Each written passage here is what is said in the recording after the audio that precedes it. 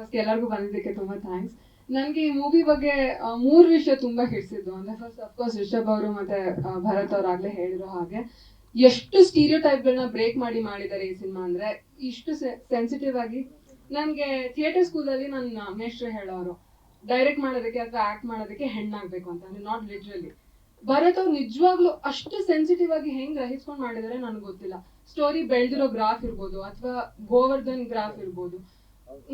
ಅಂದ್ರೆ ನಾವು ಪೊಲೀಸ್ನ ನೋಡಿದ ತಕ್ಷಣ ಮಾಮ ಅಂತೀವಿ ಅಥವಾ ಏನ್ ಹೊಟ್ಟೆ ಬಿಟ್ಕೊಂಡಿದ್ದಾರೆ ಅಂತದ್ದೇ ನಮಗೆ ಪದೇ ಪದೇ ಬರೋ ವರ್ಡ್ಸ್. ಬಟ್ ಒಂಥರ ಪುರುಷನ ದೃಷ್ಟಿಕೋನದಿಂದ ಬಾಡಿ ಶೇಮಿಂಗ್ ಆಗ್ಬೋದು ಅಥವಾ ಬಾಡಿ ಇನ್ಸೆಕ್ಯೂರಿಟೀಸ್ ಆಗ್ಬೋದು ಎಷ್ಟು ಚೆನ್ನಾಗಿ ತೋರಿಸಿದ್ದಾರೆ, ಎಷ್ಟು ಚೆನ್ನಾಗಿ ತೋಚ್ಕೊಂಡು ಬರ್ದಿದ್ದಾರೆ.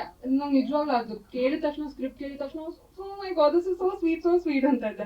ಬರತ್ ಆಯ್ತು ಮುಂದೆ ಏನಾದ್ರೂ ಹೇಳು, ಬರೀ ಅದನ್ನೇ ಹೇಳ್ತಾ ಬೇಡ ಅಂದ್ರು. ಸೊ ಫಸ್ಟ್ ನನಗೆ ತುಂಬಾ ಇಷ್ಟ ಆಗಿದ್ದು ಅದು. ಎರಡನೇದು ಏನಂದ್ರೆ ಅಫ್ಕೋರ್ಸ್ ಹೇಳ್ದಂಗೆ ಭರತ್ ಅವರ ಪರ್ಸನಾಲಿಟಿ. ಒಂದ್ಸತಿನೂ ಶೂಟಿಂಗ್ ಟೈಮ್ ಅಲ್ಲಿ ಅವ್ರ ಮುಖ ಗಂಡು ಹಾಕೊಂಡಿದ್ದು ನಾನು ನೋಡೇ ಇಲ್ಲ. ಅಷ್ಟು ಪ್ಲೆಸೆಂಟ್, ಒಂಥರ ಹಸನ್ಮುಖಿ ಡೈರೆಕ್ಟರ್ ಇರಕ್ ಸಾಧ್ಯನೇ ಇಲ್ಲ. ಎಷ್ಟು ಕೆಯಾಟಿಕ್ ಆಗಿರ್ಬೋದು, ಮಿಡ್ ನೈಟ್ ಶೂಟ್ ಇರ್ಬೋದು, ಶೆಡ್ಯೂಲ್ ಪ್ರಕಾರ ಹೋಗದೆ ಇರ್ಬೋದು, ಅಟ್ ನೋ ಟೈಮ್ ಅವ್ರ ಪೇಷನ್ಸ್ ಕಳ್ಕೊಂಡಿದ್ದು ನಾನು ನೋಡಿಲ್ಲ. ಸೊ ಅದೊಂದು ನಮಗೆ ಈ ಸಿನಿಮಾನಲ್ಲಿ ತುಂಬಾ ಸ್ಪೆಷಲ್ ಆಗಿ ಉಳ್ಕೊಳ್ಳೋದು. ಮೂರನೇದು ಏನಂದ್ರೆ ಪ್ರಮೋದ್ ಅವ್ರನ್ನ ಈ ಗೋವರ್ಧನ್ ಪಾತ್ರಕ್ಕೆ ತೋರ್ಸ್ಕೊಂಡ್ ಮಾಡಿರೋದು. ಈ ಇಂಡಸ್ಟ್ರಿ ತುಂಬಾ ಈಸಿ ಅಲ್ವಾ, ಅಂದ್ರೆ ಟೈಪ್ ಕಾಸ್ಟ್ ಆಗೋದಕ್ಕೆ. ಎಷ್ಟೊಂದ್ ಸತಿ ಪ್ರಮೋದ್ ಅವ್ರನ್ನ ನಾವು ವಿಲನ್ ರೋಲ್ಸ್ ಅಲ್ಲಿ ನೋಡಿದೀವಿ, ಅಂದ್ರೆ ವಜ್ರಮುನಿ ಟೈಪ್ ರೋಲ್ಸ್ ಅಲ್ಲಿ ನೋಡಿದೀವಿ. ಸೊ ಸಡನ್ ಆಗಿ ಪ್ರಮೋದ್ ಅಲ್ಲಿ ಹೆಂಗ್ ಕಾಣಿಸಿದ್ರು ಭರತ್ ಅವ್ರಿಗೆ ಗೋವರ್ಧನ್ ಅನ್ನೋದನ್ನ ಒಂದು. ಅಂಡ್ ಪ್ರಮೋದ್ ಅವರು ನಟನಾಗಿ ಒಂಥರ ಚೌಕಟ್ಗಳನ್ನೆಲ್ಲ ಒಂಥರ ಬಿಟ್ಟು ಹೆಂಗ್ ಅಭಿನಯಿಸ್ಬೇಕು ಅನ್ನೋದನ್ನ ತೋರಿಸಿದಾರೆ. ಎಷ್ಟು ಇನ್ನೂ ಕೂಡ್ಸಿದಾರೆ ನನ್ನ. ಸೊ ಇವರೆಲ್ಲ ರೇಗ್ತಿದ್ರು ಎಲ್ಲ ಸಿನಿಮಾನು ಸುಮ್ನೆ ನಿನ್ ಮುಂದೆ ಕ್ಯಾಮ್ರಾ ಇಟ್ಟು ಮಾಡೋದಕ್ಕಲ್ಲಮ್ಮ, ಬೇರೆ ಅವ್ರದ್ದು ಇರತ್ತೆ ಶೂಟ್ ಮಾಡೋದಕ್ಕೆ, ಸ್ವಲ್ಪ ವೇಟ್ ಮಾಡೋಂತ ರೇಗಿಸ್ತಾ ಇದ್ರು. ಇಲ್ಲ ತುಂಬಾ ಎಷ್ಟು.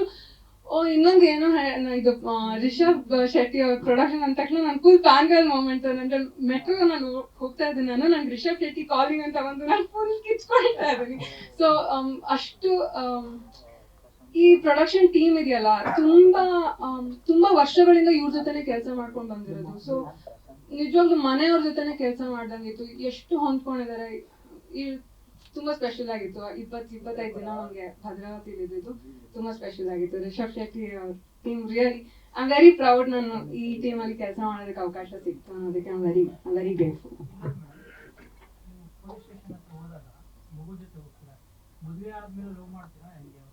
ಅಂದ್ರೆ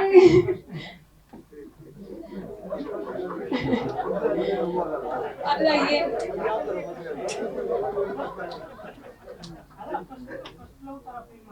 ಹಾ ಆಕ್ಚುಲಿ ಏನ್ ಗೊತ್ತಾ, ನಿಮ್ಗೆ ಮದ್ವೆ ಆಗಿದ್ಯಾ ಸರ್? ಹಾ ಸೊ ಇದು ಅಂದ್ರೆ